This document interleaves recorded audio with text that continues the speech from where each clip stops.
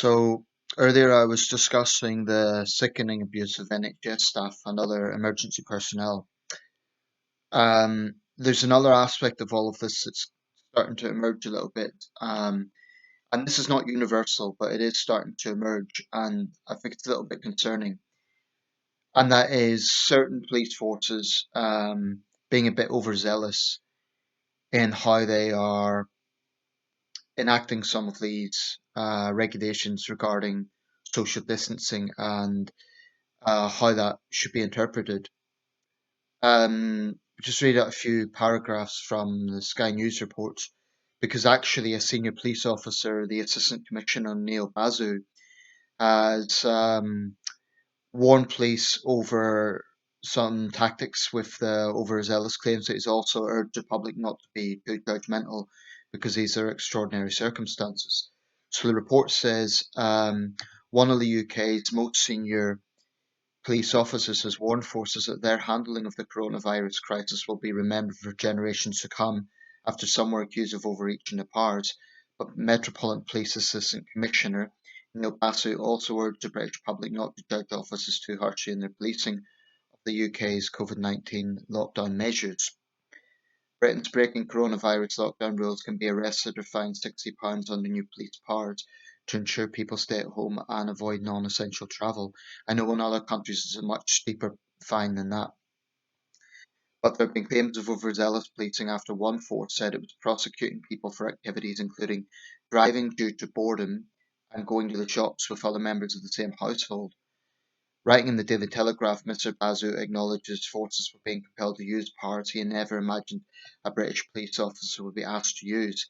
Everyone in policing is acutely aware of how we police this pandemic will be remembered for many years to come. And it's true, this is a national emergency. So, whilst nurses are praised, rightly so, it's police officers who are the law enforcers, so their approach is naturally going to be a different angle. That's why it's very important that they get this right. And he continues, preserving the trust and confidence of the public by policing by consent is our mantra and has been since 1829. There will be a period of readjustment to our new responsibilities, which no police officer ever thought they would have. Not every police response will be sure-footed, and some will spark healthy debate. We should not judge too harshly. Mr. Basu urged officers to heed calls by two of Britain's most senior officers, Metropolitan Police Commissioner Dame Cressida Dick and Martin Hewitt, Chairman of the National Police Chiefs Council (MPCC), that persuasion and education to do the right thing is our primary goal, rather than being too quick to impose punishments. Mr. Hewitt has written to police chiefs across forces in England and Wales about the need for greater consistency in applying the emergency powers, according to The Guardian. Senior police commanders are understood to have been concerned over how the unprecedented powers are being implemented by some forces, with Lancashire Police issuing 123 enforcement notices since Thursday and Bedfordshire Police issuing none, the newspaper report. Well, one thing about that just strikes me, the Lancashire Police have a bigger population to deal with than Bedfordshire Police, so that may be a factor there. Last week, Derbyshire Police defended using drones to deter people from flouting the measures after the force filming people rambling in the Peak District. Um, so this was sort of a PR campaign in which they were filming drones and having these little captions like non-essential exercise, that sort of thing. Meanwhile, legal and human rights experts have described Warrington Police's actions as dystopian. By the way, as far as I know, there's no Warrington Police Force. They would come under Cheshire Police. So Warrington is just for the town of Warrington.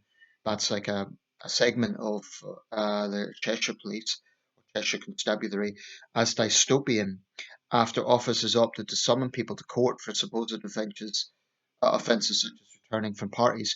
Critics argue the measures were not justified by the new legislation and risk harming the ongoing effort to combat the coronavirus outbreak.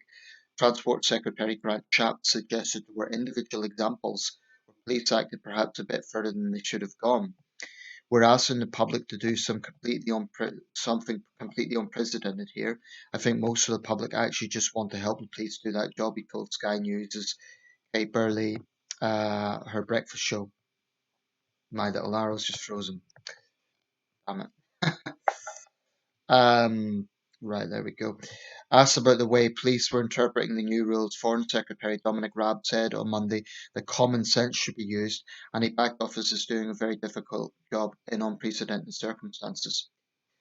Okay, this is always something that's going to cause a lot of debate, and rightly so.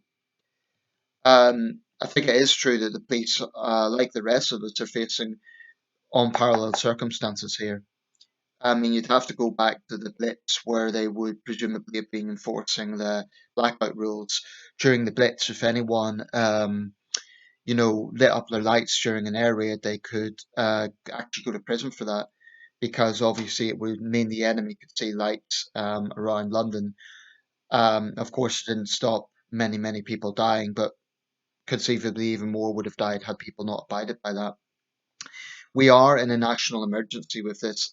We can't compare it to the regular flu because even if more people die from seasonal flu overall, the fact that this is killing young people, the fact that it's having, the fact that it is spreading the way it is, for all those reasons, is very different from the common flu, where the victims tend to be older and they tend to be vulnerable to start off with. This, we're seeing an unprecedented situation. Um, so I do think people need to be understanding of this. However, notwithstanding what I said earlier, and I don't think that's a contradiction, by the way. So I said that yobs who are abusing the emergency services need to be arrested and, or at least held to account. Arresting even poses complications because that would mean the arresting officer is in contact with people. So none of this is straightforward. However, I wouldn't put it past some forces to be overzealous. And I think the rules need to be more clearly defined. I don't think it should be down to individual forces to make their mind up. I think there should be a universal, um, consistent approach to this. Because as we're seeing, we're getting some forces that are kind of being a little bit like taking a back foot and not really imposing the rules, whilst others are being overzealous. I mean, I don't really see how was it Derbyshire Police? I don't see how they justify the usage of drones. I'll just double check that to make sure. Yeah, Derbyshire Police. I mean, that's going to send out the perception that it's definitely going over the line. Now, I would understand if they are breaking up groups. So, for example, there was a group of guys in the Peak District, Muslim guys who gathered together for some sort of barbecue. Clearly, that's blatantly violating the regulations. It's showing contempt for the regulations. I support the police 100% in doing what they can to break up those sort of social gatherings because what people need to understand is this is not authoritarianism. This is not the nanny state. This is actually about preventing deaths. This is a crisis. And it would basically be the equivalent of someone with HIV going around and deliberately sleeping with people. It really is like that. Having said that, I'm a little bit concerned about some of the rhetoric that's coming out from in public discourse. It needs to be understood that the regulations do allow for people getting essential food, medicine, and exercise. That is allowed. And it's not just that it's allowed, it's necessary. So, for example, I've seen nurses and NHS staff say that they urge people to stay at home. I totally understand their perspective. There's been awful reports of NHS staff working 10, 12-hour shifts and not being left with any food. Um, so some supermarkets are imposing an NHS only hour. I think that's a good idea. I think that's fair and valid. And I totally understand the frustration these people must be going through. They're working long shifts in very trying circumstances, and they can't be guaranteed of the sort of food that they need at the end of that. So that's disgraceful, and that shames the panic buyers, people who are stocking up far more than they need to. However, I do not want to see a situation where people are being stigmatized or even punished by fines for reasons where they do really do need to be out. Now, so far there hasn't been any cases of people of the police issuing fines for people who do have legitimate reasons, i.e., getting food, medicine. But the exercise one can be a bit vague. And family members, I mean, let's say you have a husband and wife couple going out for exercise. Let's say they live in a small accommodation and they haven't been out for 5 days and they really, really do need fresh air. They need to stretch their legs. I think that's legitimate. And I don't think that's reckless. So I think Rab is right. I think common sense must apply. And whilst I'm understanding the police forces adapting to these new regulations, as time goes on, if the same forces continue with certain tactics, it will backfire. I think the public support the police in cracking up or breaking up large routes. That's just a common sense thing. That's reckless. That is actually endangering lives. I think, in fact, the public might even want more hardline penalties for those people. But I'm a little uneasy about some of the rhetoric coming out from in public discourse, from officials, from others. They're sort of saying like the constant narrative is just stay at home no matter what. Well, that's a bit that sends out the message you must never leave your house. But we have to leave. If I mean, it's all very well saying, "Oh well, everyone could just stay at home," but some people don't drive, and some people, can't afford to order goods to their home. So some people really have no choice but to go out and get food, and that has to be understood. And I don't want to see these powers abused because it is a national crisis. I mean, the same applies for people who are wearing a uniform, let's say security guards or whatever, and they get overzealous. So, for example, my father went out this week to get some essential items, and he went into a shop and he was immediately yelled at by the security person there because there was more than three people in the shop. This particular shop was long, its design, it's long, you can't see at the back of the shop. So it's a little bit unfair to to stigmatize people when they may have made a genuine mistake or they don't know. So what we don't want to see with this is a nation of many tyrants. And this is a serious point. Not for a second do I trivialize this thing, and I totally understand why the regulations are necessary. But I also think it has to be clearly understood that there are legitimate reasons for people to go out. There really are. That's not being reckless. So if you're one of those people saying, "Oh, these idiots who go out, they need to stay at home all the time," all I would say is, don't judge everyone because there are people who may well need to go out to get food. Now, food is essential. We have to eat. You have to eat to survive. That's absolutely essential. Obviously, if someone's just going out with their mates, throw the book at them, definitely.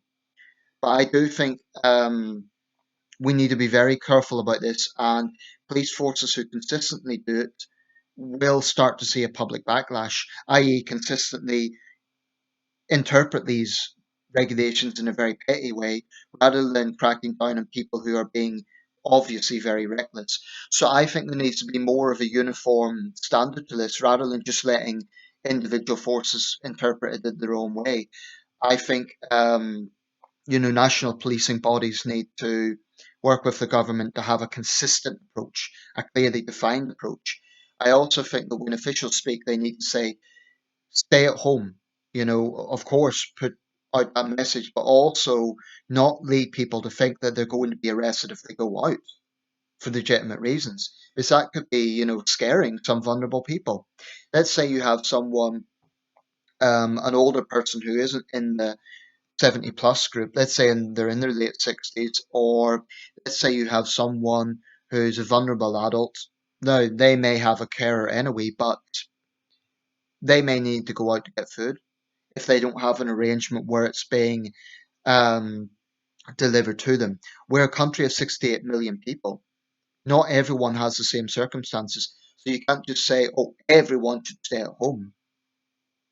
Okay, what we need to do is use common sense, keep social distancing, definitely shun those who are gathering in groups recklessly. I mean, I saw two guys today in Sunderland city centre. They may have been brothers, but I reckon they were just mates and they were just strolling around. They didn't look like they were shopping. So there will be people who are abusing these regulations and not taking them seriously.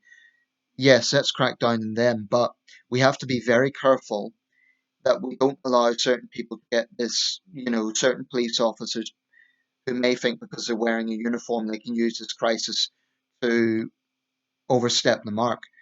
Because there are some officers like out there who have that mentality who let power go to their head. So that's my take. Let me know your thoughts. Let me know if you've had any particular experiences. And on a more light-hearted note, there was a town in Wales, Llandudno, um, where a group of mountain goats decided to take over, and it was quite amusing footage. They were sort of running around the town, and it, it was just quite, they were having a great old time. So this is good for some. But anyway, stay safe and let me know your thoughts. But I would hope that this is a combination of the public being sensible and understanding why these regulations are necessary, but also police forces not going over the top. And Neil Basu is saying the public shouldn't judge that too harshly. But, this is common sense, and I don't have much sympathy for forces that are being overzealous, repeatedly overzealous. A one off because they've misinterpreted the regulations is one thing, but if they continue doing it, that could backfire. It really could. And I am concerned that at some point this may lead to serious social disorder. We need to be very, very careful that we get this right and not stigmatize people who have legitimate reasons to go out.